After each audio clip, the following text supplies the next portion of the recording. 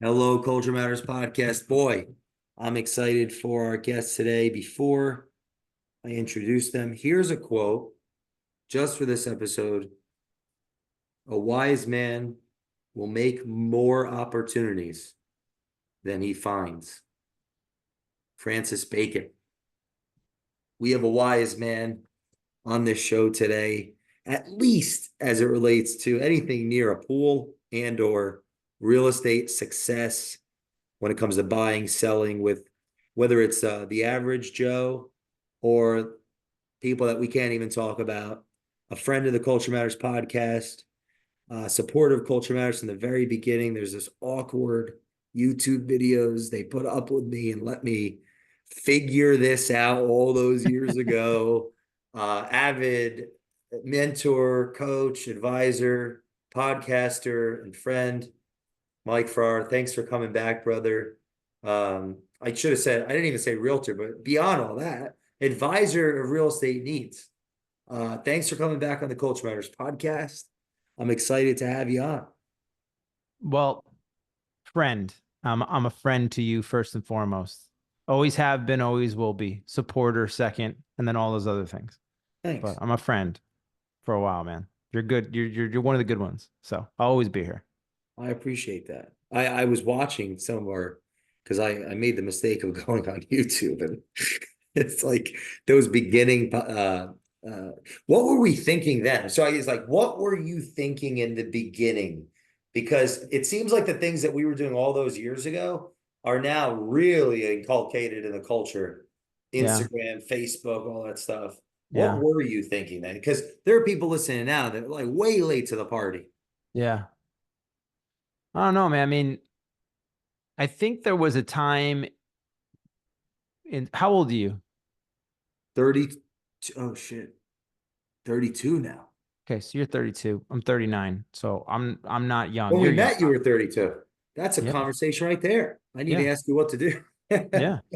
So Holy shit. when we met, you were a young buck flipping four wheelers, partying and going crazy, working out like a monster. And I was just starting my real estate career, kind of getting in and had a couple of big sales really quickly. And then small little worlds passed. But to kind of, what were we doing? I think back then, there was a lot of, first of all, this platform and these platforms were not what these platforms are now. It was there was we were online dating had been a thing and it had been going towards a thing, and I think a lot of online dating and people going to digital started then creating a lot of what we have now today. But um I think we were trying to, I think what it was is back then you were trying to figure out not only your voice but your message with your voice. Mm. You can call that whatever it is that your brand is. I think that people give it different names.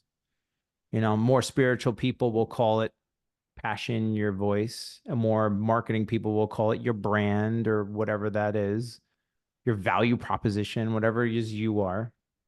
But I think back then we were trying to figure all that out. And the way you could communicate to people who haven't met you yet were through these platforms.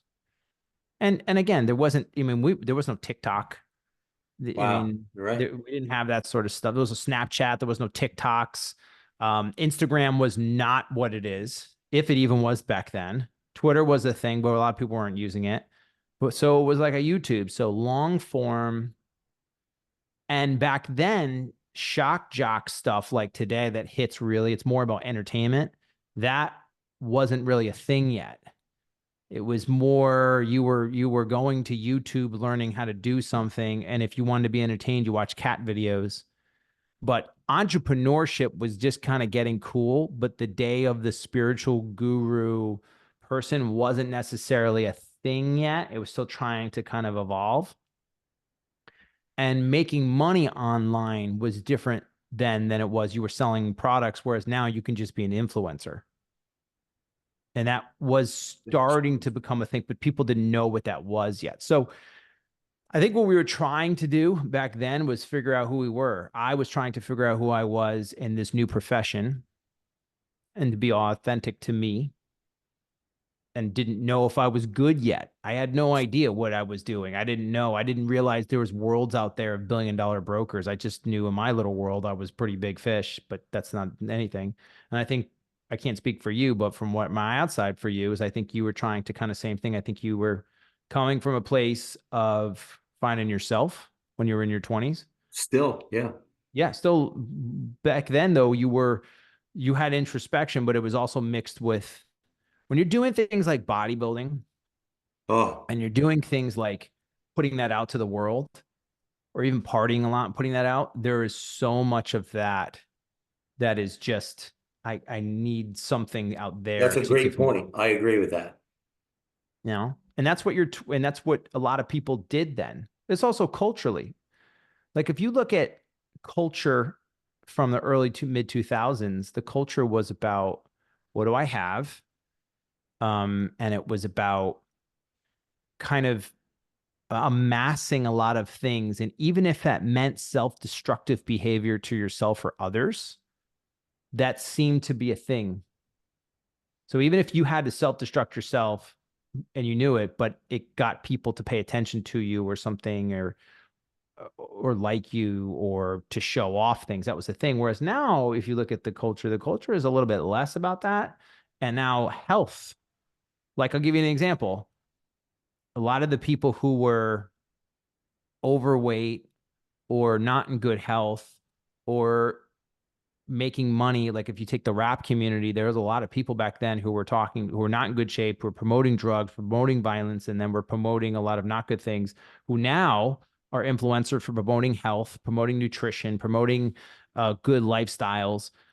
This is just a different world, different time that we're in. And I think that's because we're all connected and a little bit more educated. So the world is just a little different. Music is different, culture is different, TV is different. Reality TV isn't like it used to be. Less and less people watch TV. More people now are more connected and now can get information that they want. The entrepreneurial world of not wasting a lot of time or going onto your social media gadgets to kind of watch what it is that you want to watch or to get your information is more at your fingertips. Different world, man. Crazy. Just different time. And it was short. Like what if you think about it, 100 years used to be 100 years, and a little bit would change throughout the decades. But now we can do so, but things are compact. Everything is faster. Everything happens quicker. Time is not what it used to be. Our literal use as a human being of 24 hours is different now than it was 100 years Do you, ago, 50 years ago, 20 years ago. do you think there's a, because of that, there's a one could get results faster the more intense they put into the volume of whatever they're doing. Let me give you an example. If when we get to the point where I could drop this immediately after this conversation, and then I can have another conversation after this, and immediately it drops. I'm thinking, and that's because of technology. That's because the internet. It's like maybe it won't take another 7 years to get where I'm trying to go. Maybe it could happen in 9 months. And that's because of just how things have evolved so quickly. Maybe No, I'm I think biased because I feel like, I don't know. I want what are your thoughts on that? Like as far as being more efficient, the intensity of work, does hard work pay faster dividends? Yeah. Okay. That's what I'm trying to say. Hard work that was a value to our culture because without hard work, we died. I'm well, being a what's bit hard? Well, but what's hard work? or yeah, good question. Philosophical. Hard work.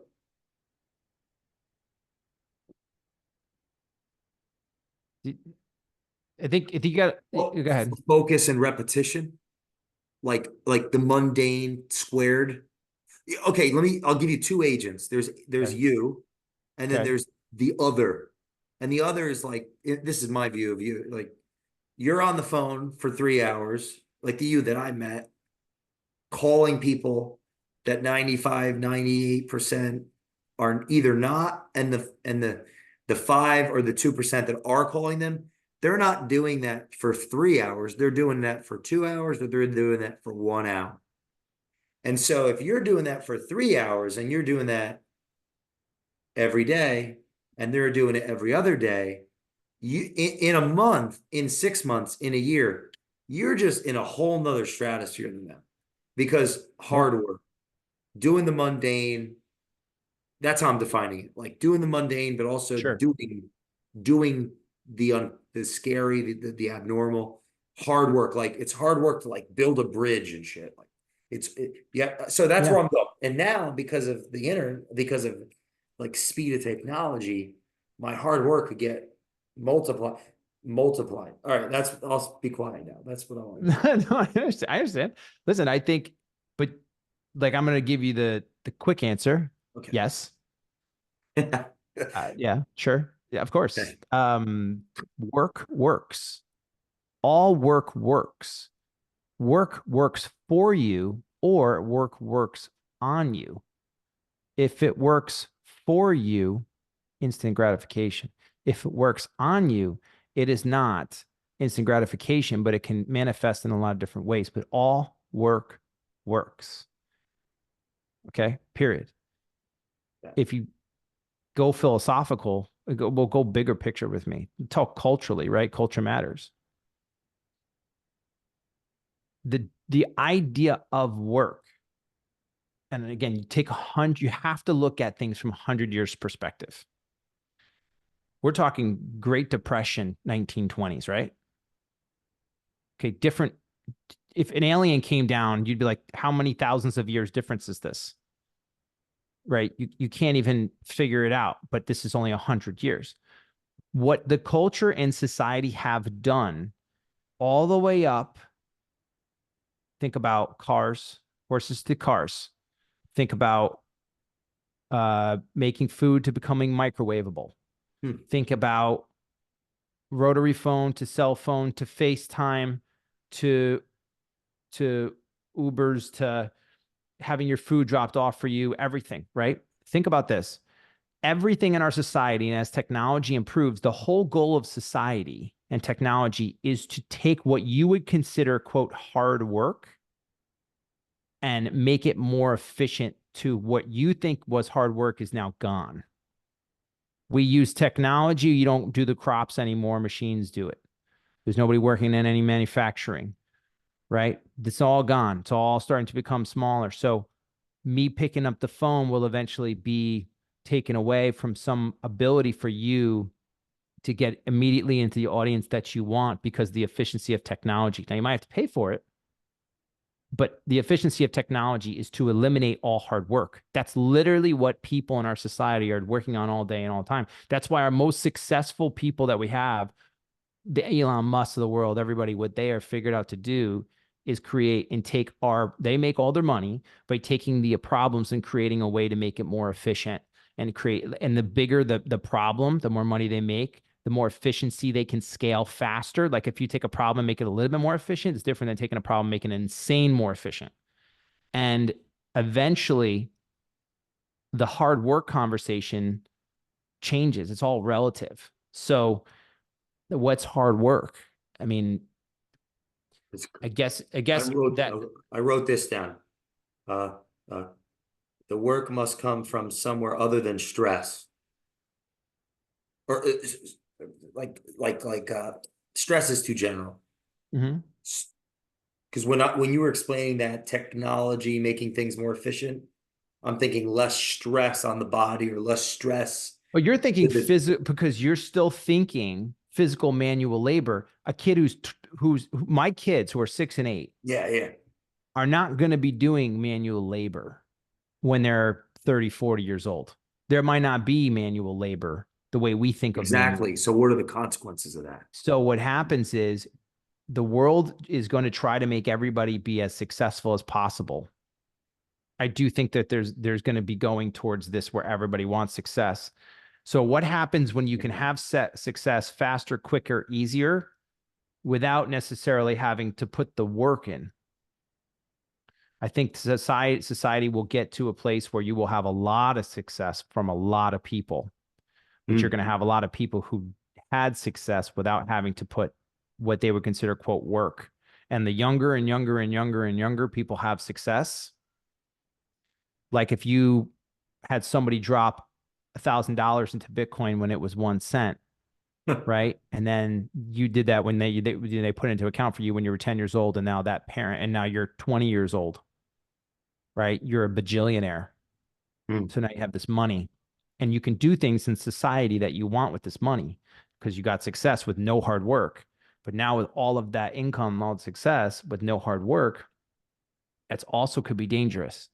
So I think that there's a lot of things that could happen with that down the road that, I mean, if you think about that, if we're all, can we all have money? Can we all be successful? Can we just all get what it is we want? So if we can all, I think Naval Ravikant, Oh yeah, good book. great Almanac book. of something. The He Almanac. talks about Almanac. the idea of, he believes that society is eventually going to become a world of people who do not actually do anything like manual labor. Everything and all people, all robots and all technology have taken over anything that would be stress.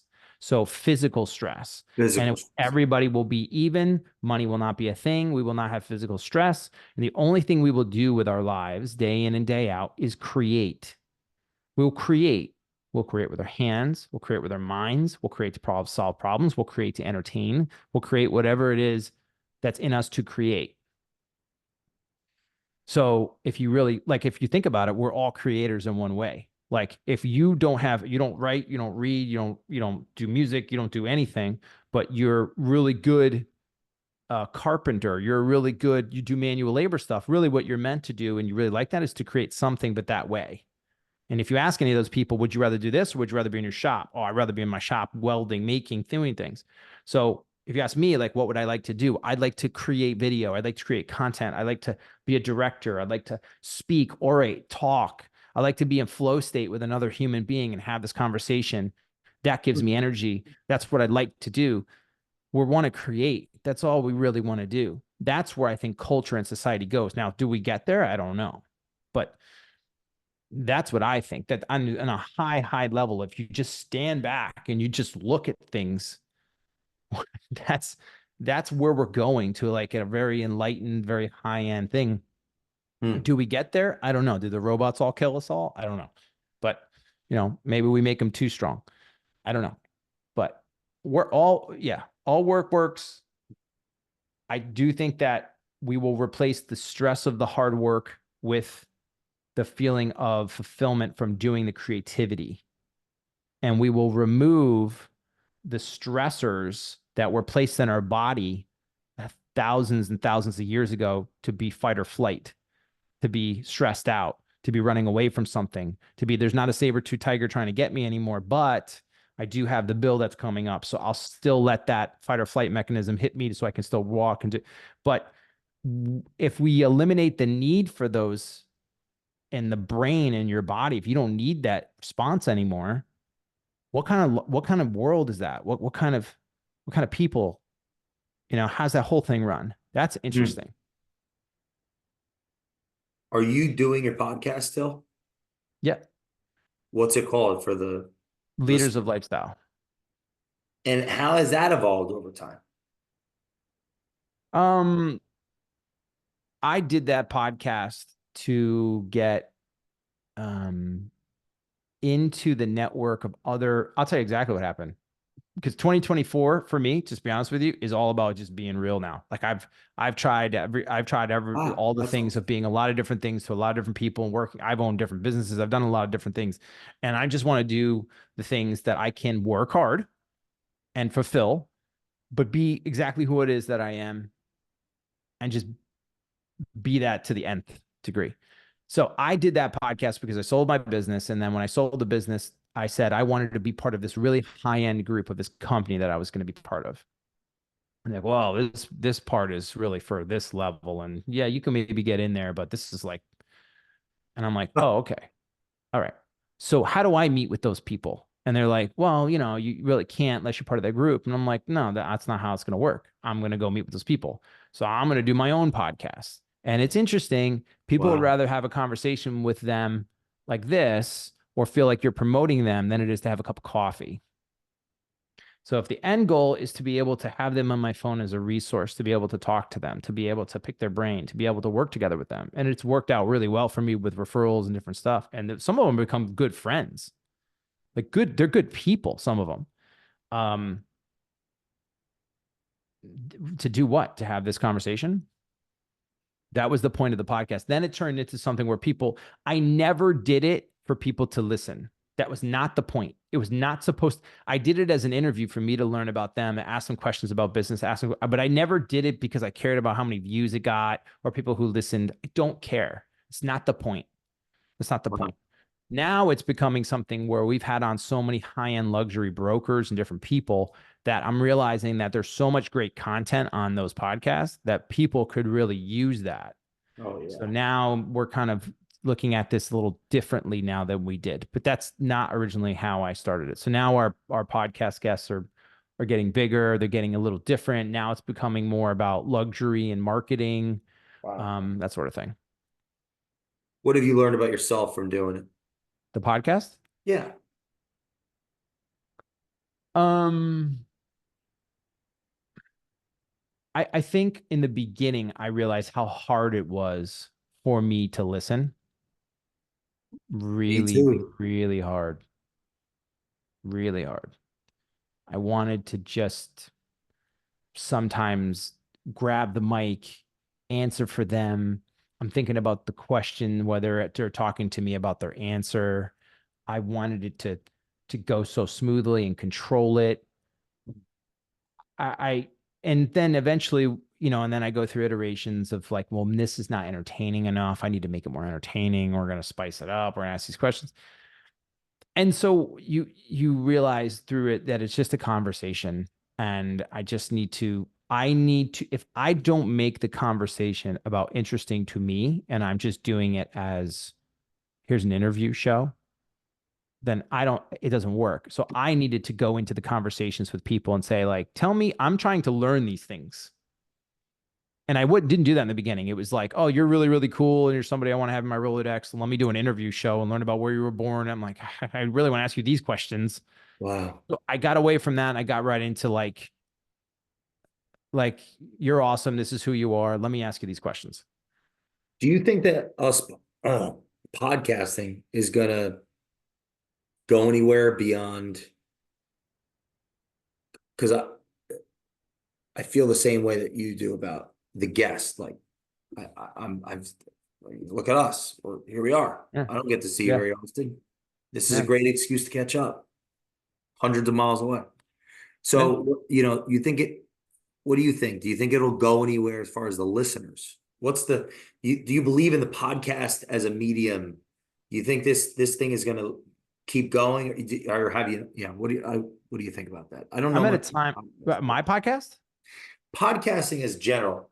Or do I think as a medium of podcasting? Yeah. Is Rogan the anomaly? Is Lex Friedman the anomaly? Chris Williamson the anomaly? No, Now that I say it out loud, I'm like, it used to no, just be because Rogan. Now it's what's happening is through a podcast, you're listening to a book on 2x. You got a book that you really want to hear, and you press on 2x because you want to get through it as fast as you can. So maybe you can get to his next book or do your next thing, right? You want this knowledge, but you want it quicker. Okay. So you get a hold of a podcaster, Culture Matters. Jay Doran's the man. I really love his vibe. I really love what he's into. Oh, Jay Doran has a guest on that I'm kind of into that guy. Plus, he's also into that guy. So now when I get Jay Doran, I also get this guy. So I get Jay Doran's content, and Jay Doran he's either going to dive into this guy's content, and that obviously Jay Doran's not going to have somebody on his podcast and he doesn't have some synergy with. So I would have synergy with him. So now I got boom, 2x. I just doubled it. Video, audio, can listen to it, can watch it. If I'm depending on what kind of learner I am, that is how content is being created, and it's being created for people. And again, this goes back to the hard work all the way down to the fact of what we want. If you are an entrepreneur in any sort of fashion, even if you're not, but really in an entrepreneurial world, for some reason, that part in the entrepreneur's brain, content creators, creators and entrepreneurs are very similar in a lot of ways. Yes. I Yes. think, I think we are getting into spaces and where everything that is coming out is about being efficient, AKA not wasting time, AKA just give me what I want. I'm in constant learn mode. Learning, watching is dopamine. You get a new skill, you learn a new thing, you hear a new, oh, that's cool. Oh, I like that. I do that. All dopamine, dopamine, dopamine, dopamine. And you're just consistently going to what it is that you like to learn. You could be subscribing every day to a different podcaster that is really filling in that thing for you. And all that is great. And I think the world of podcasting is great because that is probably one of the ultimate, it's probably the ultimate um, information platform because again, it's 2x. It's 2x. It's a live conversation by the host that you already follow on the topic that you like, asking questions to people that he follows that he likes about things that are questioned. Like it's just, it's, and this is also what's all, but if you watch this platform, it's also happening in commercialized. The commercialization of that version is I'm really into Bradley and he's cool with Grant Cardone, and I know I'm going to get sold by both people. Michael Burt is great. I love him, and he's got great stuff that's going to be also promoted. So like now these guys have figured out that we're just going to keep Andrew Tate and Logan Paul or are going to cut together because now it's beneficial for them and it's interesting. So it's entertainment. And so you're getting now entertainment in the podcast because you could be entertained just by two people being together in a room. It's double, it's 2x. It's just like coming at you. And that's why a Joe Rogan podcast is so well because it's somebody that you follow that you like, asking questions that he's interested in of other things that you would ask the same question to this person that you also like. Again, it's like boom, boom, coming at you, coming at you. And that's all it is. That's all it is. But at the end of the day, you can have a million podcasts. Implementation, taking action is whether or not something's actually going to work. That's why As it's far as pretty much, what one learns, you're saying as a listener. yeah, all the time, all the time. You're never going to actually learn as much as you are by doing, but isn't it addictive to learn? Doesn't it feel so good to learn and get that new thing and like, yes, the more I learn, the better I feel, the more power I feel because I don't have to actually take any, I don't have to take the risk. Just learning is great. There's no problem. I could just learn. I could do it. The implementation of things is insecurity, it's anxiety, it's fear, it's mistakes. It's nobody wants to deal with that. But that's where you actually like, and the more somebody is doing, implementing and learning and doing at the same time, now they're actually, if they start to achieve, that person can do both really, really quickly. And that's kind of also where I'm at personally, where I would like to coach this year. I'd like to get into creating courses this year. I would like to do a lot of things this year, but I know that I I had a question for Coach Michael Burt, and he's become a good friend. We're going to do an event together in February. And I said to him, I feel sometimes Is it at the like factory? yes, I feel Awesome. like sometimes, yeah, he's amazing. No, he's coming to Connecticut. I'm having him here. Um, That'll be big. yeah, it'd be really nice. But and I'll invite you, obviously. Um, Thanks. but Yeah, shout out to Bert. Been on the show in the 40s. Right? I don't remember the exact episode, but it's awesome guy, in the awesome. first few seasons. Anyone listening to this, look for that episode. Coach Michael Burt's the man. But I said to him every time I go, ever since I got Prey Drive and I talked to him, there's always been this feeling like when I was teaching, I would be in the classroom walking on my elementary school kids, and I had this feeling like my feet were really heavy in the ground, and I'm like, telling my dad one day, I'm like, I'm really just sluggish in there. He's like, maybe, I don't know why. And I just kept thinking, maybe I'm not supposed to be here. This is not where I'm supposed to be. And if I stay here any longer, I might not be able to get out. And then I got into real estate and it felt like I was flying. I didn't feel like I had feet. I just felt like everything I was doing was just going up and up. He said to Coach Burt, I feel like that feeling again sometimes. And and this happens to me about every 10 years. I feel sometimes like I'm meant for something else. Like you think you know what you're supposed to do, and then you go into it and you do it. And then you're like, okay, no, am I sure now? Because now I'm really inspired and really ready to go. And I get the energy to. So he said that I think sometimes what you need to do is you need to get into bigger rooms with bigger players. And so that's kind of what I feel like sometimes, like maybe I'm going in a different direction in 2022 where 2024, where I'm going to sell and work on doing things in my business that I've wanted to do and that I'm not going to give up on. And I'm going to teach the things that I'm actually practicing. And I'm going to also work with other people from other businesses and work on helping them. Because there's one thing about our business is that it's very competitive. And then you get this feeling sometimes like you're trying to help people because that's really what it is. But when you feel like you can help so many people and you have a market like this was this year, where it's very low, the market was down, you can't help a lot of people. You have a lot of this energy, you have a lot of this in. So then you look around and like, are there people in other areas who need help? And I've had a lot of people who are real estate agents and other people starting other businesses who ask me to do business consulting and business. And I'm like, wow, there's a lot of the skills that my mind has that it does that can really work well for other people. So in 2024, the coaching, the business helping, the courses, the speaking, the doing the different things that I feel like I have to get out or I will grow roots and I will get heavy again. And Well, that's you're a not, teacher. what was it? You're a teacher. You just didn't want to be poor. Yeah, sure. Like, Yeah. dude, Yeah. I was destined to be a teacher, probably like you, because I was saved by teachers. I was adopted, 13 days. I just had Barbara on the podcast, right? She brought me in at 13 days old, man. She's 84. Like, everybody was teachers. My Mm. biological mother, Linda, was a nurse. Yeah. I was fated to be a teacher. What kind of teacher? Well, that was going to be up to the culture. But like, and then, I you're have a que- you're I a have a question for teacher. you. Yeah, well, I mean, my So dad of was a course you teacher. taught. Sorry, go ahead. I was gonna say, well, my dad was a teacher, my mom was a teacher.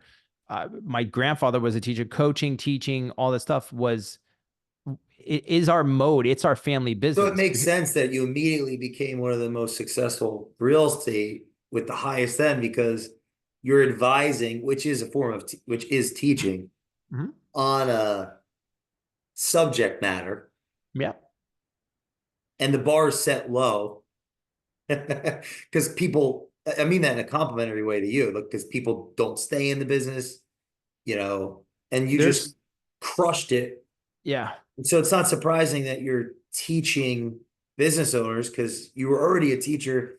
It'll be like a lion in a dog cage or something, but like a Sometimes, really strong one. You can't. but see, because I also think because our business hasn't fully there's so much of our business that's still I work with my sister, I work with my brother, I work with my cousin, I work with this guy, I know this person. And there's still not a lot of respect or understanding of the details that go into really making somebody great and like what is a good agent versus a regular agent and what does the difference mean for you. 90% of all people think most don't you guys do the same thing. And because the perception in the public is pretty much the same, high-end people work with other high-end brokers who've been in the business. Why? Because the only thing high-end people care about is trust that's going to get done, and they don't want to be embarrassed by the name that they put on the listing. Hmm. That's it. Other than that, I don't really care about your YouTube videos or your postings or what it is that you do. Has everybody else used you? Have you been able to do it in the beginning? Are you the best? Because are the best lawyers, the best attorneys, the best. So what's the best? Our one ability in this business to say somebody's the best is the amount of things sold or the people around those people that have sold them. Sure. That's it. And so what's everybody else used? How many houses I've sold? How much money? Those are all the metrics because we cannot justify, we don't know what the differences are. There's no explanation of anybody having an idea of who is better than anybody else because Well, then that's a values conflict. there's a Because huge I value could conflict. change my socioeconomic background, Yeah. but I may not want to cast away some of my values to take on new values, meaning you may not want, you or anybody may not want to become waspy and dilettante. I Yeah. mean, like, Yeah. because in a sense, I have to change with the clientele that I'm seeking to attract. It's going to happen naturally uh, or intentionally. Yeah. And I that's think the something that your values, could be challenged. And it's like, I don't know, this is a thought that comes up. I think there's something in you and me that is we want to provide value and we are so gifted and skilled in so many different ways, incredibly intelligent. You're obviously very good looking, um, Thanks. tall and handsome. And I and all these different things, but anytime you take somebody who is just purely a ball of energy to help and train and teach and just be a word like, if me and you lived 500 years ago, right? Or 2000 years ago, we would be preaching some religion. That's what we would be doing. We would have been caught up in that kind of thing. And we would have been putting our whole lives to promoting and helping and teaching because that's what we would have done. Money wouldn't have been the thing. We would have been doing it because, right. Because that's who we are. And if you take that and we don't get clients or we don't get business or we don't get whatever, you get like this, like in my business, like it's a one-off and I'm doing this different things. And it's like, man, I could be helping all these other different people. But you have to get into the coaching and training and teaching and speaking world. And the hardest thing, this was my question I wanted to bring back to you is I'm not going to leave the real estate thing. I have to do and accomplish the things I set out for, or else I would be a fake if I just left it to go speak. I'm not going to Sure. do that. I'm going to finish what I started. That's going to happen. But along the way now, I'm going to start getting into this world because I have to here. When you started and you started speaking and doing and coaching and teaching, let's take when you were doing those speaking events. Remember? Yeah, the Did you real. ever have um, something called imposter syndrome? Did you ever feel that? No. So that's where you feel like no matter what it is that you've done or that you do, it was a fluke and somebody's going to find out and they're going to call you out on it. And No, you either I not good didn't. enough. Why do No, you think that was? Do you think that you were just fully confident because you knew everything? I think some of it stems from the affirmation I got from every single person. Like, I had so much love. I thought about this a lot. I was the only child in my family the entire time, and I was hugged and kissed and loved, and I'm still loved, which I'm grateful for. I stuttered because I think I could be more grateful for it. And I was told by Barbara, you're so smart, you're so great, you're so, and so I think that's part of it.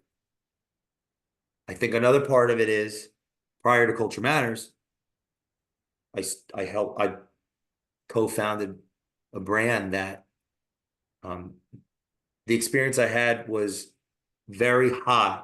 It's like I read these books, I was myself, we had these meetings, we built a culture in the way I viewed it, and high certainty going into starting Culture Matters. It was like the culture was everything. People would drive 30 minutes out of the way to come to our retail establishment to be a part of this, to be a part of us. And I had that. Now I had that coupled with resentment, unthinking, a lack of resources leading to anxiety. And, when you're not taking any time to think because you're in action mode, You know, it's not like I was giving myself, I didn't have the resources, only the resourcefulness to second guess what I was doing because I was moving. So those are a few reasons why I do not believe, or I never thought second guessed that I could do that. Now, this is the interesting part. Once there was stability, right before I was paralyzed by the ATV flipping over with Bill. Shout out to Bill Mervin, been on the show 11 times. You're the man, brother. Once we went through that, I tried right before that. I'm sorry, I tried to quit on the Culture Matters. I gave up. I was done. I was like, so I quit. So forget imposter syndrome. I just was like, I can't. I'm sucked. I'm failing, and I'm gonna throw in the towel, and I'm gonna try to get a job. And the person I interviewed with told me I wasn't qualified or cut out, and I was very angry. And then I was paralyzed. And then, after being depressed for 2 weeks, I essentially did what I could have done the whole time. I got to work. And that saved this experiment. The rest, I mean, there's a lot more of that. So there was no imposter syndrome, like or whatever that, where like I second guessed. There was certainty. There was anxiety and action, survival. But then there was entitlement and sloth. Because I am naturally lazy and entitled. And things have come easy to me in my life. So I haven't had to try very hard. So once things got easier, I tried to quit on myself. And then I was paralyzed. And which listeners can type in Jay Doran broken arm and watch the 14-minute video when I essentially cried about it. And like, there was no sue. And I was just like what you're real, Mike, and you are real. Like, you're a good fucking guy.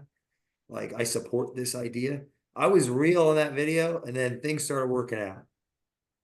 And so, yeah, I skipped the imposter and I just tried to give up at some point.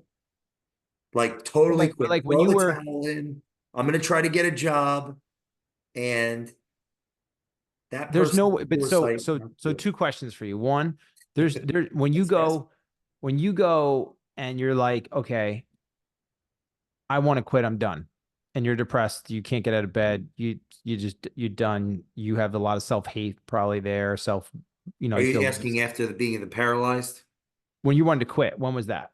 Oh, no, that was not quit. Let me explain. I was rationalizing that I didn't quit. I was going to do something to make it easier, which was Okay. Culture Matters on the side and focus on this.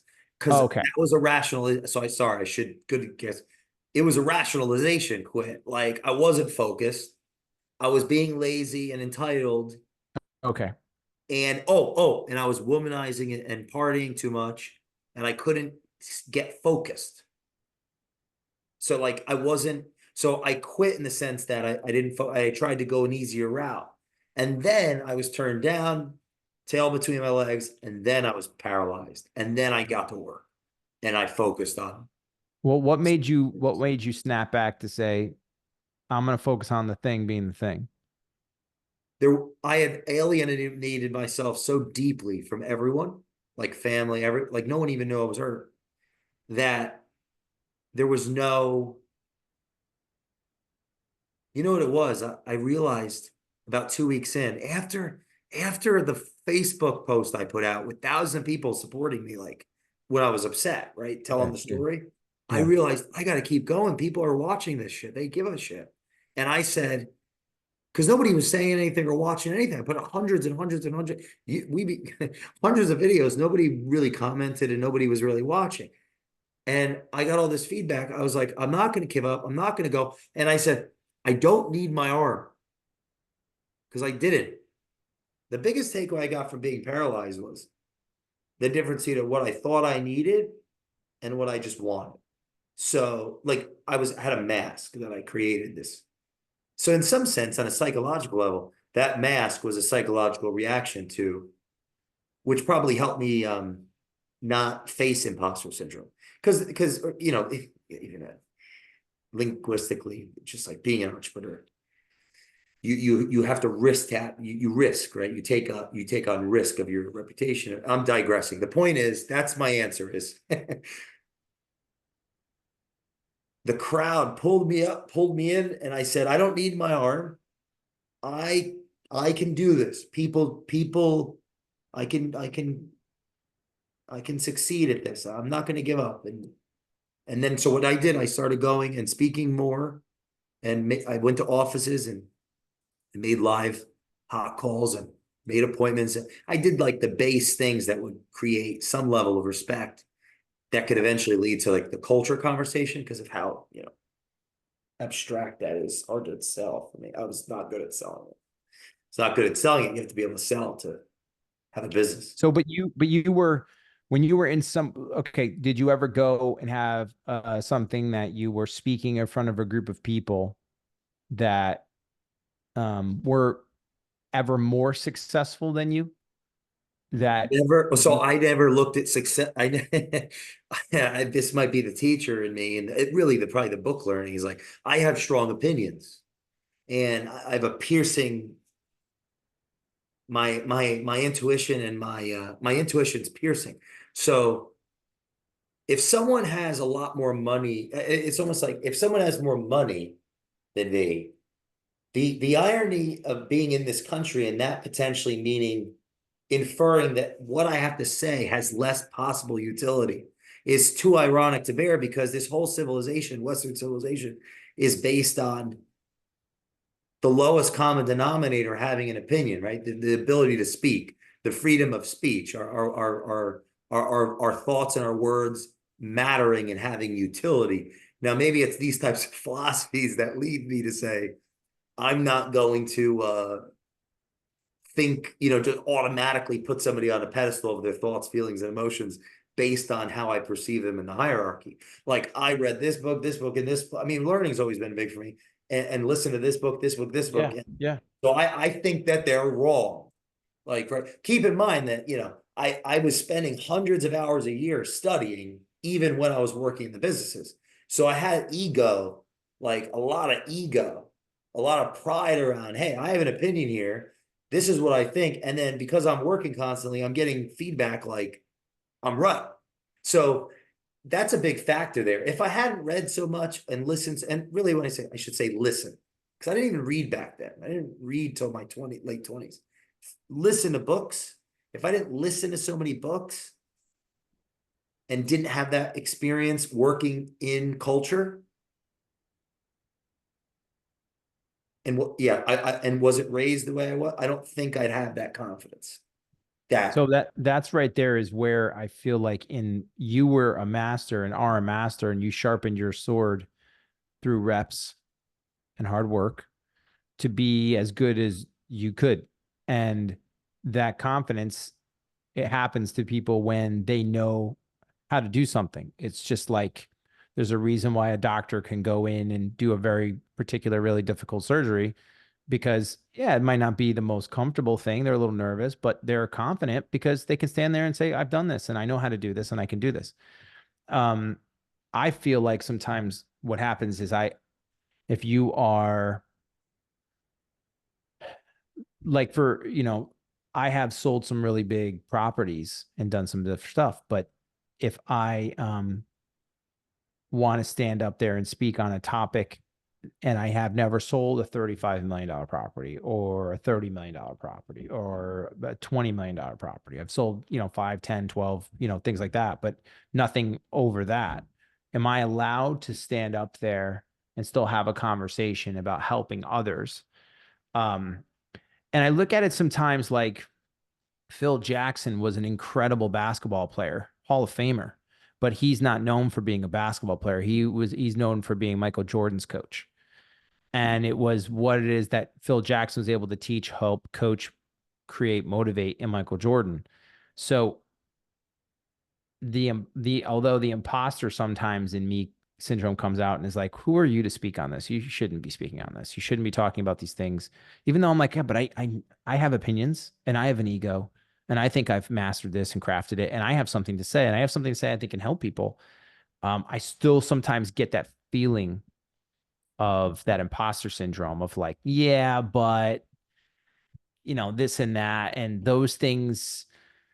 I mean, I was just asked if I wanted to speak on something that with people on a panel that are way, way bigger than me. You're talking the biggest names in our business around the world. And I'm like, I don't know about that.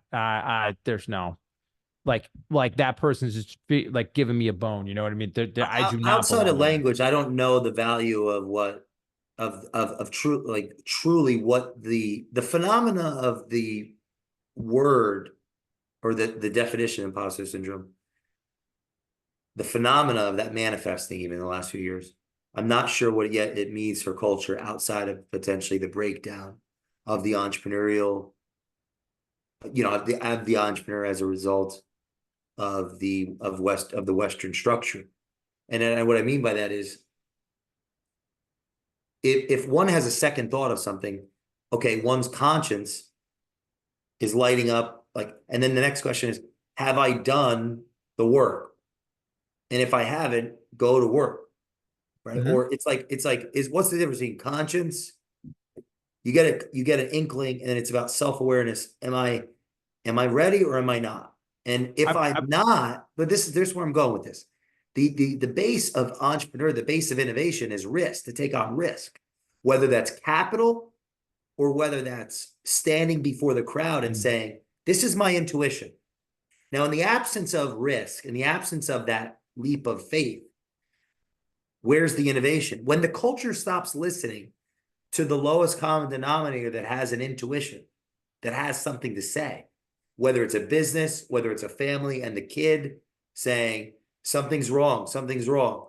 Don't listen to the kid. They don't know anything. And then he dies.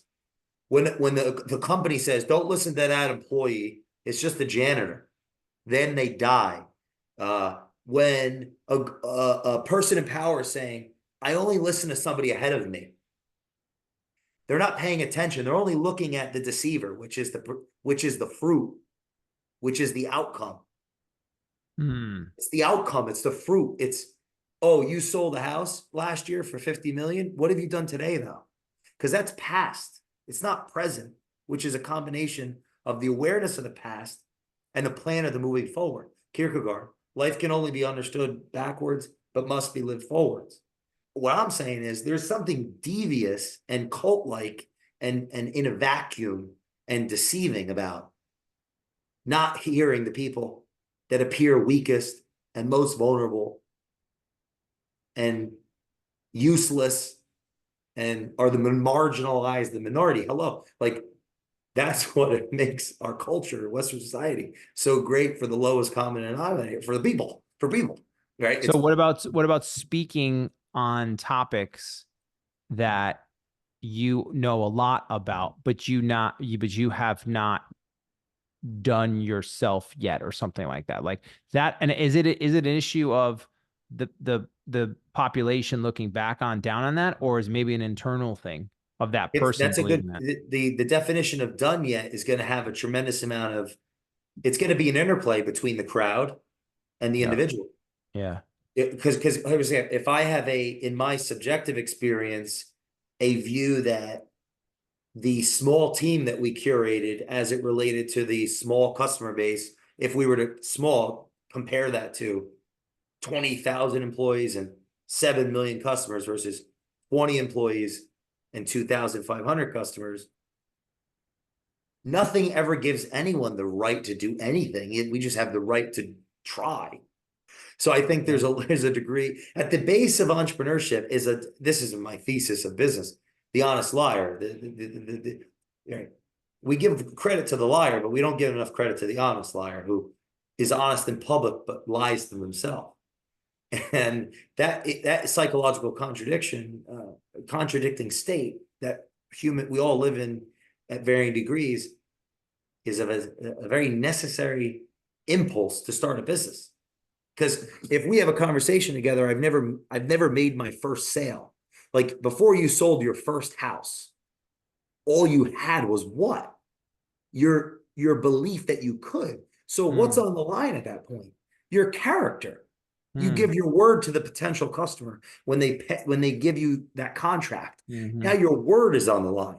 So what are you supposed to never start because your word is on the line? Well, life is real paradox. That's one of the paradoxes. Yeah, like your word is on the line. You never did the house. The types of people that say, I only listen to somebody ahead of me are the types of people that contradict the fabric of Western culture, is my argument. It's a top-down tyrannical neuroses as a symptom of the lack of self-awareness in a liberal arts education. By the way, we'll have to do a part 2 because oh shit, these are some damn good questions, man. Thanks for the. I appreciate you asking. this is my therapy. Thank you. That was way cheaper. My therapy. I was about to say that. Oh, this is mine. You helped me. You've this was helped way me, my cheaper. friend. That's where I would like to end this part 1 here on this episode is friendship. I appreciate you. Thank you for listening. How can the audience follow you? Let's please that call to action. Just check me out on Instagram at Michael Ferraro CT. Everything is pretty much on there. Yeah. Go ahead. Yeah, everything is pretty much on there. My YouTube channel, you can find through links on there. My websites, everything is on there. Like I said, I'm as I get older, I think I'm starting to evolve into really missing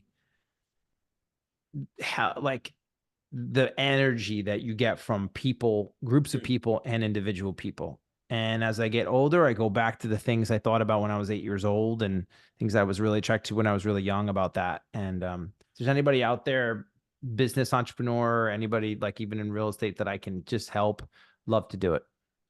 So thank you all for listening. Please share this episode to your friends, someone that you deeply care about that would get value out of this conversation. And please leave a review on the Culture Matters podcast. Thank you, my friend, for coming on, and we will see you all in the next episode of the Culture Matters podcast. Culture Matters. Jay Doran rocks.